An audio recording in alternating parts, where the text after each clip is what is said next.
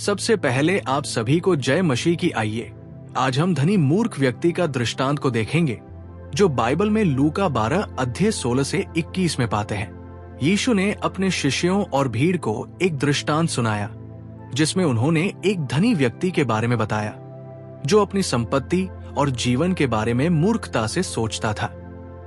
एक बार की बात है, एक धनी व्यक्ति के खेतों में बहुत अच्छी फसल हुई।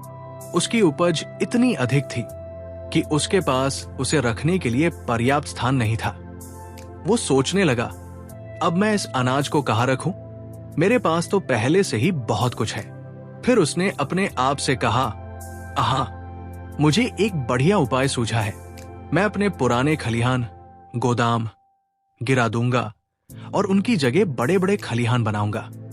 उसमें मैं अपनी सारी फसल और संपत्ति जमा करूंगा। फिर मैं अपने मन से कहूंगा, अब मेरे पास बहुत सारा धन इकट्ठा हो गया है जो कई वर्षों तक चलेगा। अब मैं चैन की जिंदगी जीऊंगा। मैं खाऊंगा, पीऊंगा और मौज मस्ती करूंगा। लेकिन उसी रात परमेश्वर ने उससे कहा, अरे मूर्ख, आज ही रात तेरा प्राण तुझसे छीन लिया जाएगा। तब ये सब कुछ जो तूने इकट्ठा किया है वो किसका होगा? यीशु ने इस दृष्टांत के द्वारा ये सिखाया कि जो लोग अपने जीवन में केवल धन संपत्ति इकट्ठा करने में लगे रहते हैं लेकिन परमेश्वर के लिए धनी नहीं बनते, वे मूर्ख होते हैं। इस धनी व्यक्ति ने ये सोच लिया था कि उसकी बहुतायत ही उसे सुरक्षा और सुख दे सकती है, लेकिन उसने ये नहीं सोचा कि उसका जीवन कब समाप्त हो जाएगा और उसका सारा धन किसके काम आएगा। धन की लालसा व्यर्थ है।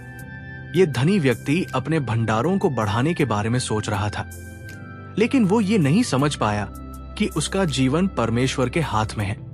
कोई भी नहीं जानता कि उसकी मृत्यु कब होगी। हमें हमेशा तैयार रहना चाहिए और अपने जीवन को सही दिशा में लगाना चाहिए। सांसारिक संपत्ति इकट्ठा करने से अधिक महत्वपूर्ण है कि हम परमेश्वर की इच्छा के अनुसार जीवन बिताएं और आत्मिक रूप से धनी बने। ये व्यक्ति सोच रहा था कि उसका धन उसे सुख देगा, लेकिन असली संतोष केवल परमेश्वर से मिलता है।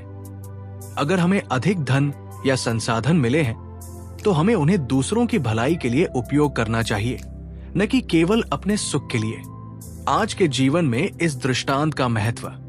आज भी बहुत से लोग इस धनी व्यक्ति की तरह सोचते हैं।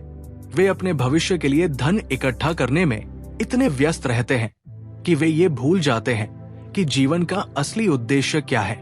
कुछ लोग सोचते हैं कि अगर उनके पास अधिक पैसा होगा तो वे खुश रहेंगे, लेकिन असली खुशी और संतोष परमेश्वर में भरोसा रखने और दूसरों की सेवा करने में है।